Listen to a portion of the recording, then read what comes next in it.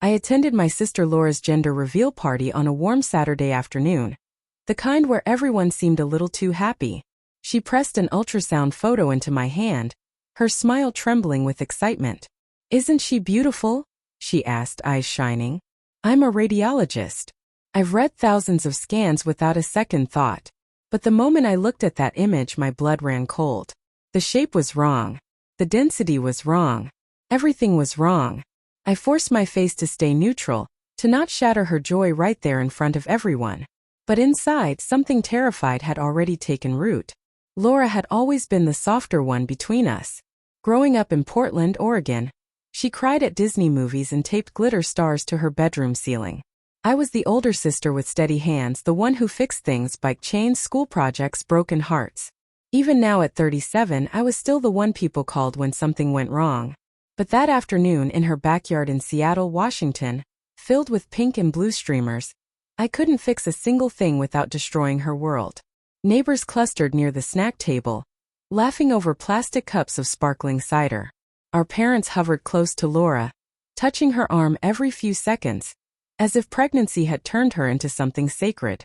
Nathan grilled burgers at the edge of the yard, glancing over his shoulder to admire his wife every few minutes. Everything looked perfect. Too perfect. "Madison, take a photo of us," Mom called, waving her phone from across the lawn. I lifted my hand in a small wave but didn't move. My eyes were still on the ultrasound image tucked in my palm. I glanced at it once more on instinct, hoping my first impression had been wrong. It wasn't. I felt the familiar pressure settle behind my ribs, the same weight I'd carried delivering bad news to patients for nearly 2 decades. Laura bumped her shoulder against mine. "You're so quiet. Are you overwhelmed by all this cuteness?" She laughed, gesturing at the decorations.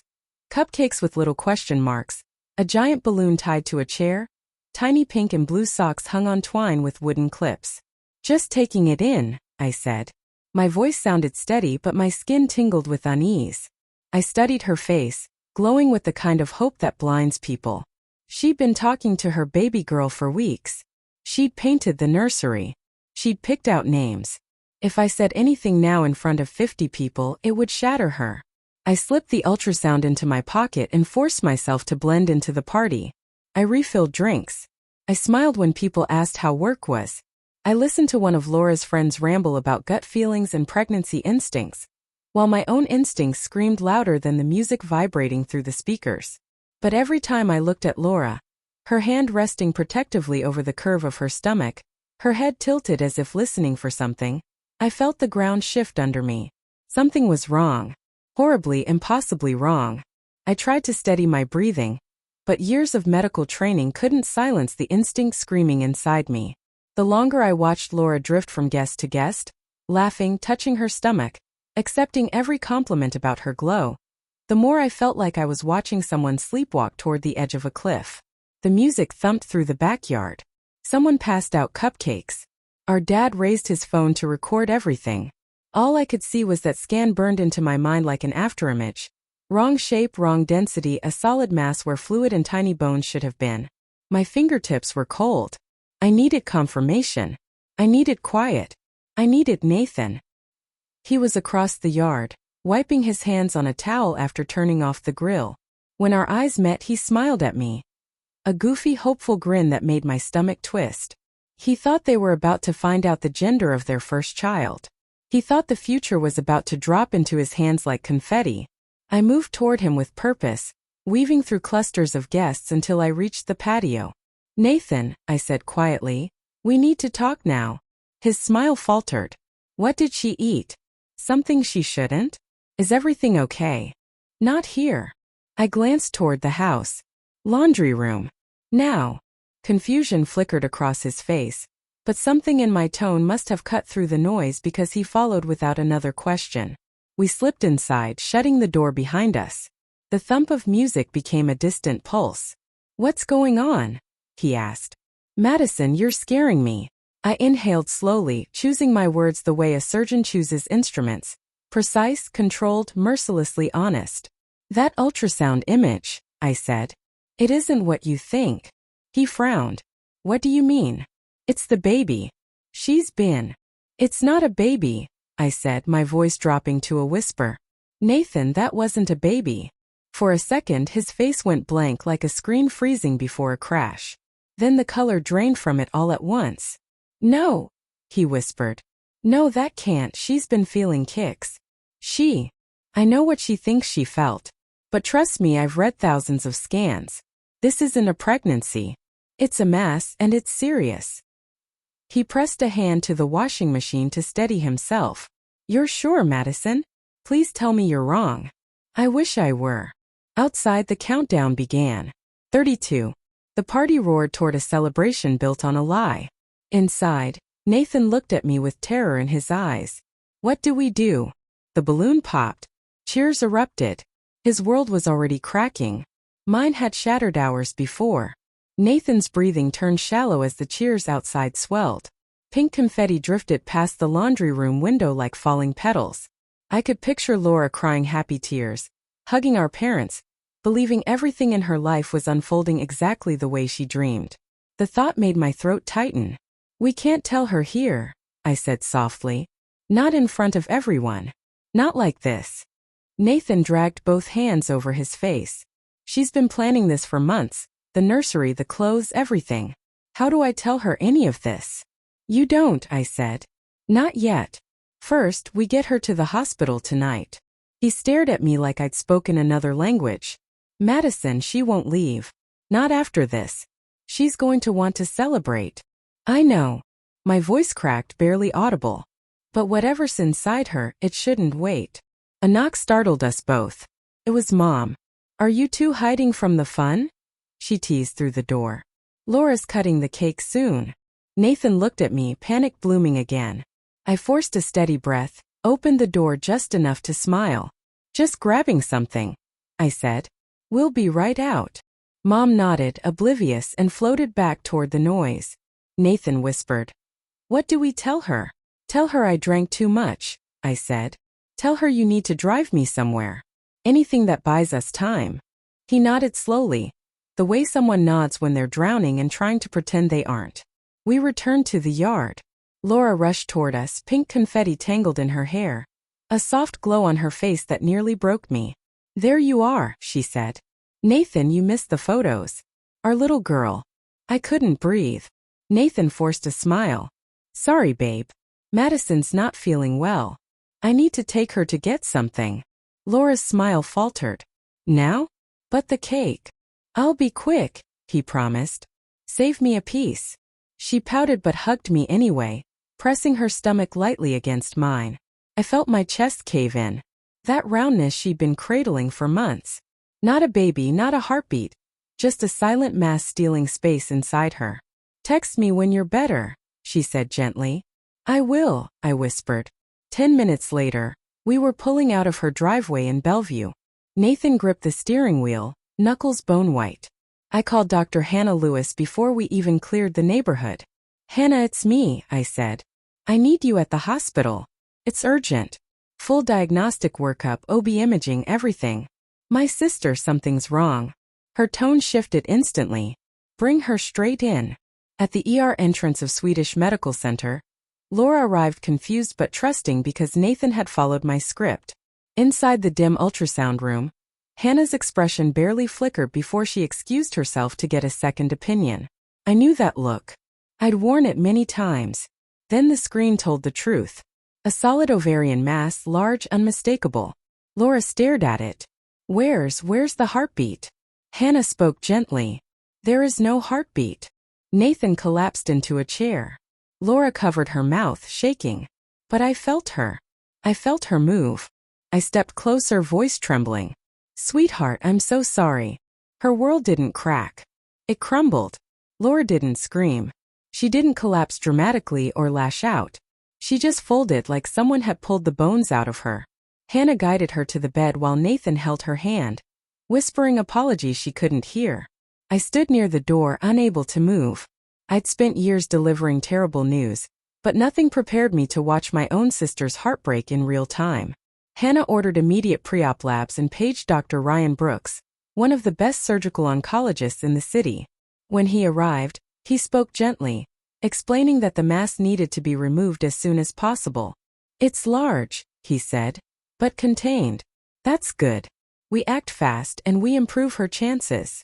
Laura stared blankly at him. It wasn't a baby, she whispered. I talked to her. I read to her. I bought clothes. Nathan's face twisted. I'm so sorry, he said, voice cracking. I didn't know. I should have.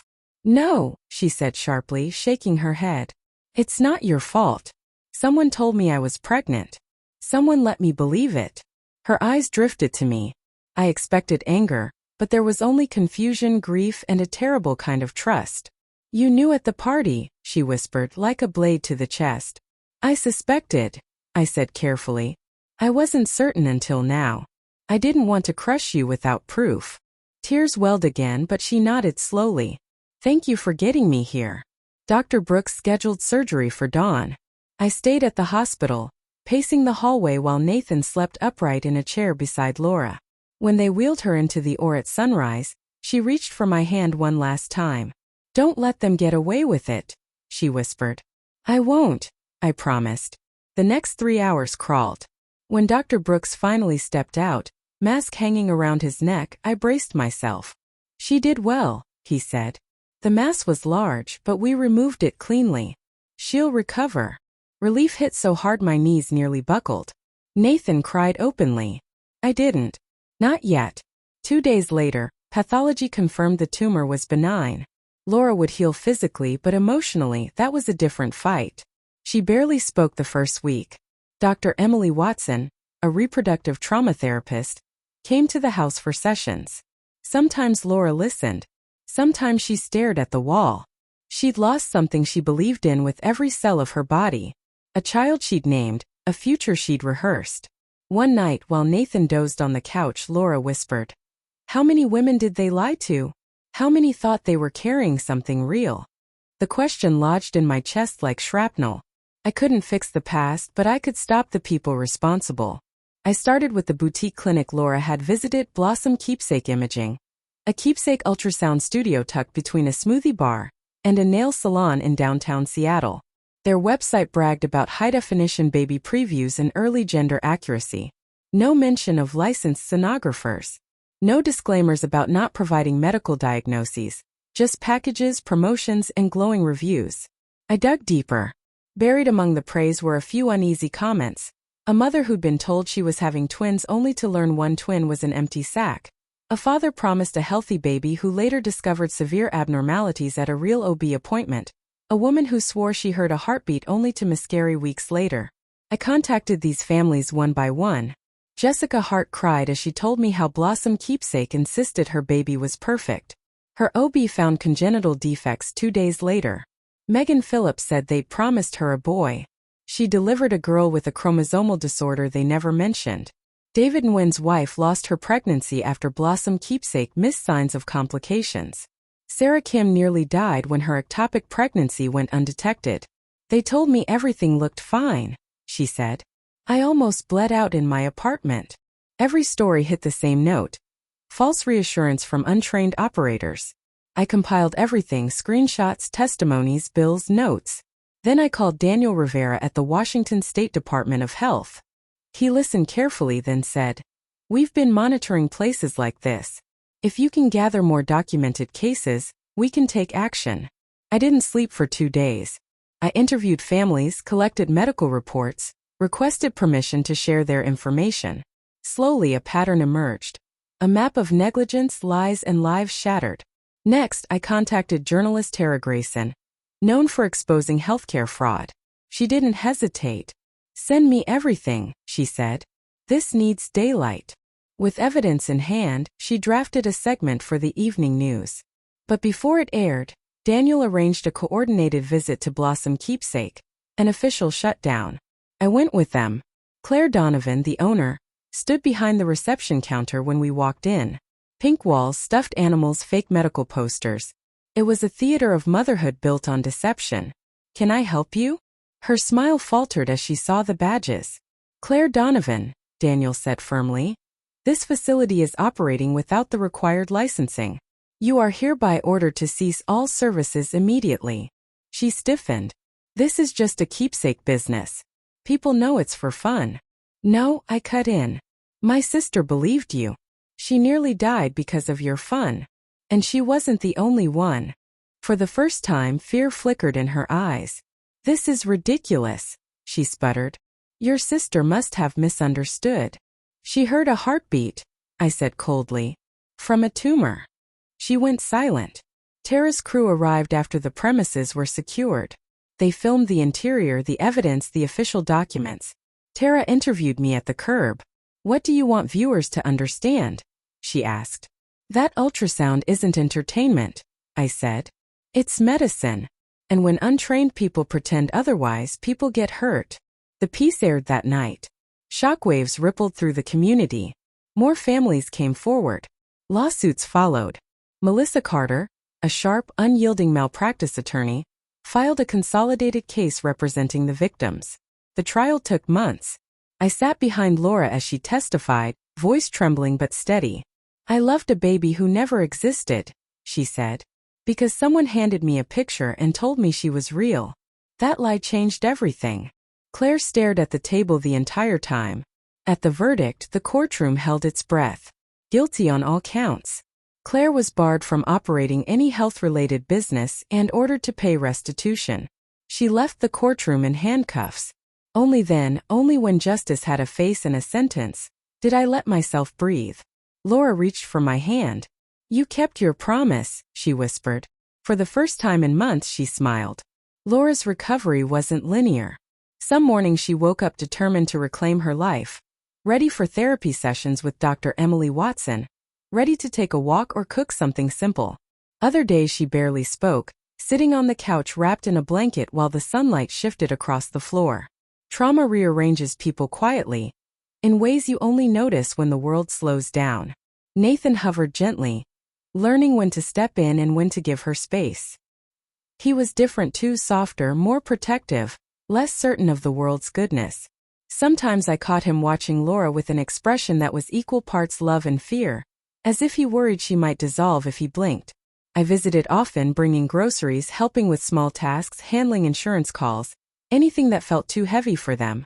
Our parents came by with casseroles and awkward reassurances, still trying to understand how everything they celebrated at that party had been built on deception. Healing wasn't dramatic. It was quiet cups of tea, slow breaths, long silences that didn't demand answers. Months passed. One evening Laura called and asked me to come over. Her voice held something I hadn't heard in a long time. Steadiness. When I arrived, the house looked different, softer, warmer. Nathan opened the door with red eyes but a smile. In the living room, he said. I stepped inside and froze. Laura was on the couch, cradling a tiny bundle wrapped in a pale yellow blanket. The baby's dark eyes blinked up at the room like she was still deciding whether she belonged here. This, Laura whispered, is Sophia. We finalized the adoption this morning. Emotion surged through me so fast it left me breathless. Laura's smile trembled. Not from pain this time, but from something gentler. I didn't think I could love again, she said. Not after everything. But the moment I held her, I knew she's ours. She was always supposed to be ours. I sat beside her, touching Sophia's small hand. It curled around my finger, impossibly light and real. Laura leaned her head on my shoulder. You saved my life, Madison. All of this. It's because you chose the truth. The room was quiet except for the soft hum of the air conditioner and the tiny breaths of the baby sleeping against her chest. And in that stillness, for the first time since the party, I felt peace settle in my bones. Sitting there with Laura and Sophia, I realized the truth hadn't ruined us. It had saved us. Lies would have taken her life, stolen her future, shattered every moment that was meant to come. But choosing to face what was real, however brutal, made room for something honest and hopeful to grow.